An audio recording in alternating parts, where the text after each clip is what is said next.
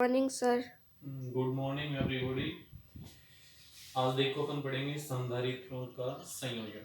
संधारित्रों का संयोजन दो प्रकार से किया जाता है। पहला आपके पास संधारित्रों का श्रेणी क्रम संयोजन और दूसरा रहेगा संधारित्रों का समांतर क्रम संयोजन, अर्थात जिसको पार्श्व क्रम संयोजन भी बोलते हैं, पैरेलल कॉम्बिनेशन। पार्श्व क्रम संयोजन और सीरीज कॉम्बिनेशन, श्रेणी क्रम संयोजन।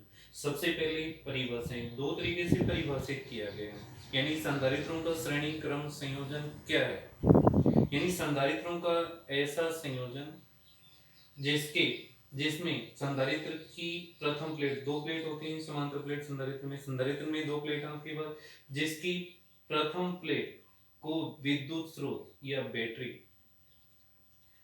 के धनागर से तथा उसकी दूसरी प्लेट को दूसरे संधारित्र की प्रथम प्लेट से तथा दूसरी प्लेट को तीसरे संधारित्र की प्रथम प्लेट से, और यह क्रम लगातार चलता रहता है।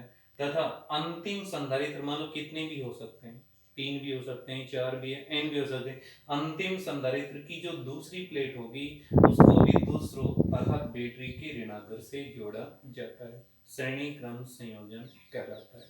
यानी यानी संधारित्रों का ऐसा संयोजन जिसमें प्रथम संधारित्र की प्रथम प्लेट, ये जैसे पहला आपके पास प्रथम प्लेट को विद्युत स्रोत या बैटरी के धनागर से तथा दूसरी प्लेट को दूसरे संधारित्र की प्रथम प्लेट से तथा दूसरी प्लेट को दूसरे संधारित्र की दूसरी प्लेट को तीसरे संधारित्र की प्रथम प्लेट से, और ये क्रम लगातार चलता रहता है। तथा अंतिम संधारित्र की दूसरी प्लेट को विद्युत स्रोत या बैटरी के ऋणाकर से जोड़ा जाता है। एक परिभाषा तो ये है, इसके अनुसार ये श्रेणी संयोजन होता है। अब इसमें क्या, जैसे जब संधारित्रों को क्या बैटरी से जोड़ा जाता है तो यानी जो धनागर से जुड़ी उस प्लेट पर क्या है, धनावेशीय इलेक्ट्रॉन का त्याग करती है, और विद्युत प्रेरण के कारण इसके सामने वाली प्लेट पर क्या ऋणावेश आता है। तो यहाँ प्लस क्यू, धनावेशित प्लेट पे तो प्लस क्यू, ऋणावेशित प्लेट पे माइनस क्यू। विद्युत प्रेरण के कारण है सारे के सारे ये जो मान है। तो यानी यहाँ इस प्लस क्यू का परिमाण और माइनस क्यू का परिमाण निकालने, सभी में ये तो क्यू आएगा। यानी तो परिभाषा क्या होगी, संधारित्रों का ऐसा संयोजन, संधारित्रों का ऐसा संयोजन जिसमें आवेश का परिमाण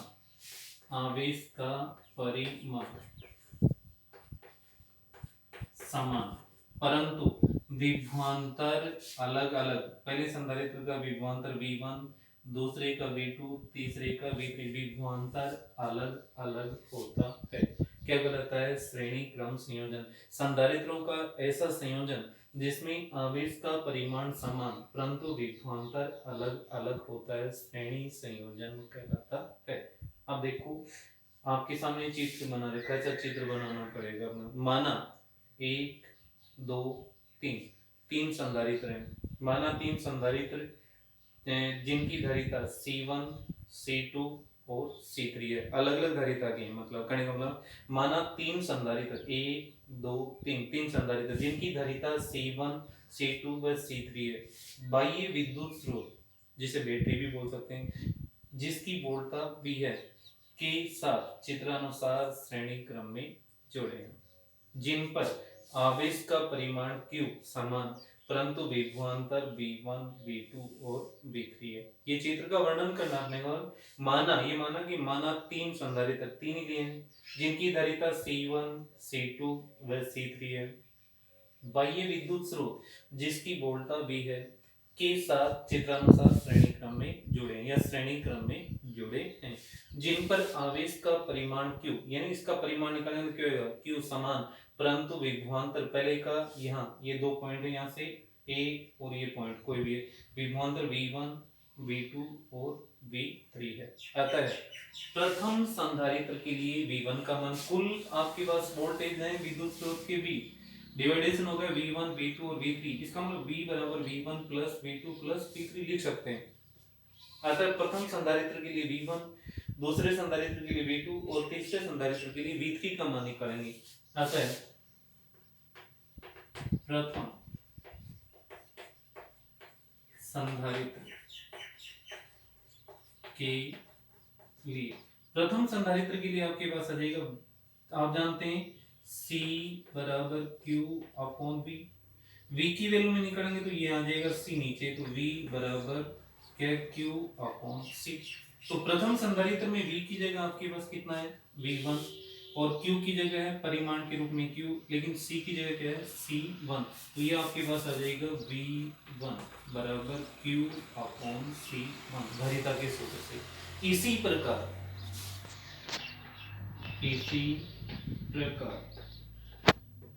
दूसरे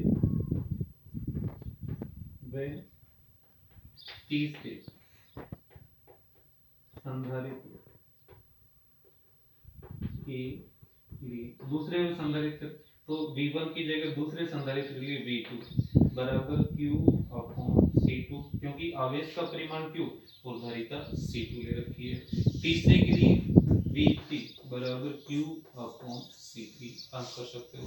अतः कुल वोल्टेज, कुल विभवांतर, अतः कुल विभवांतर V बराबर V1 plus V2 plus V3। समीकरण लिख सकते हो आप, जैसे कि V1 V2 V3 का मान, जैसे इक्वेशन एक लिखना चाहो तो लिख सकते हो V1 V2 V3 का मान समीकरण में रखने पर, समीकरण में रखेंगे, ऊपर में मिटा रहा हूँ समीकरण इसमें। तो ये जो माना जाएगा V बराबर V1 की जगह Q upon C1 plus Q upon C2 plus Q upon C3। Common देखो आपके पास क्या रहा है यहाँ, Q कॉमन आ रहा है, तो V बराबर Q कॉमन आ गया, और ये आ गया 1 upon C1 plus 1 upon C2 plus 1 upon C3। फिर है यदि संयोजन कौन सा है, श्रेणी, यदि संयोजन की तुल्य धारिता सीरीज कॉम्बिनेशन, यदि संयोजन की तुल्य धारिता CS हो तो C capacitance, S series combination के लिए S लगाए। यदि संधारित्र के यदि संयोजन की तुल्य धारिता CS हो तो CS हो तो V की जगह लिखा जाएगा V बराबर Q अपॉन C आता है। ये जो माना जाएगा V की जगह Q बटा CS बराबर, आगे आपके पास है Q, और कोष्टक में आपके पास 1 upon C1 plus 1 upon C2 plus 1 upon C3। Q से Q पड़ जाएगा 1 अपॉन CS बराबर 1 upon C1 plus 1 upon C2 plus 1 upon C3। यानी तीन संधारित्रों का जब संयोजन करें श्रेणी क्रम में तो ये सूत्र प्राप्त होता है 1 अपॉन CS बराबर 1 upon C1 plus 1 upon C2 plus 1 upon C3।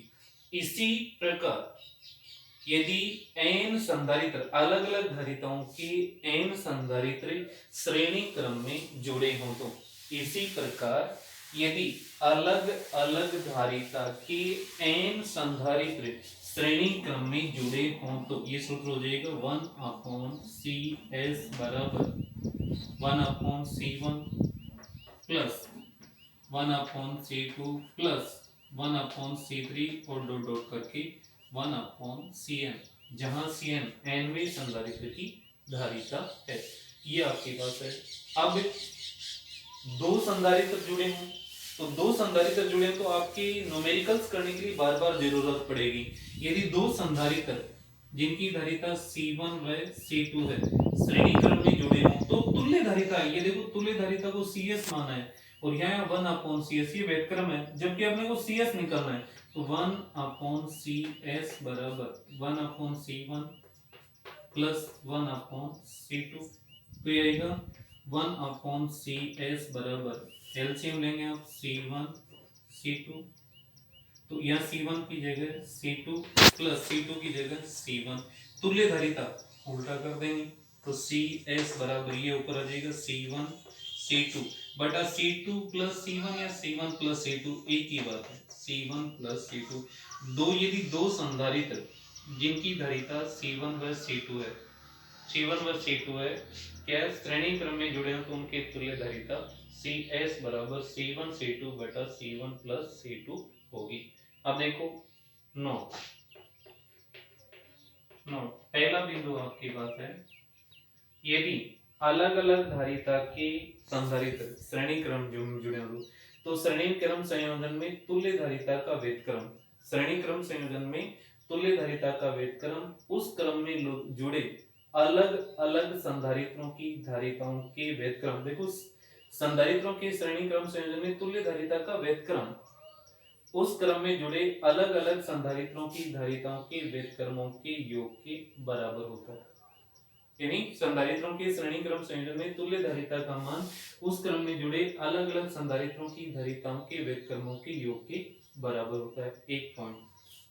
दूसरा, संधारित्रों की श्रेणी क्रम संयोजन में तुल्य धारिता का मान उस क्रम में जुड़े सबसे कम धारिता वाले संधारित्र की धारिता से भी कम होता है। संधारित्रों की श्रेणी क्रम संयोजन में तुल्य धारिता का मान उस क्रम में जुड़े सबसे कम धारिता वाले संधारित्र की धारिता से भी कम होता है। कैसे देखो, यदि 1 माइक्रोफैरेड, 2 माइक्रोफैरेड व 3 माइक्रोफैरेड के 3 संधारित्र श्रेणी क्रम में जुड़े हों तो तुल्य धारिता 1/CS बराबर 1 प्लस 1/2 प्लस 1/3, तो 1/CS बराबर यह देगा एलसीएम 6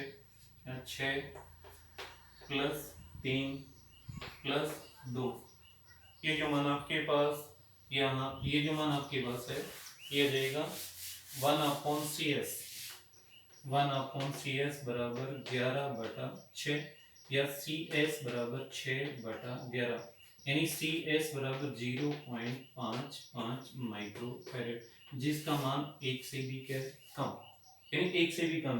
तो इस क्रम में जुड़े सबसे कम धारिता वाले संधारित्र से भी कम होता है। अब इसकी अपन करेंगे स्पेशल पॉइंट्स, स्पेशल पॉइंट्स ये करेंगे।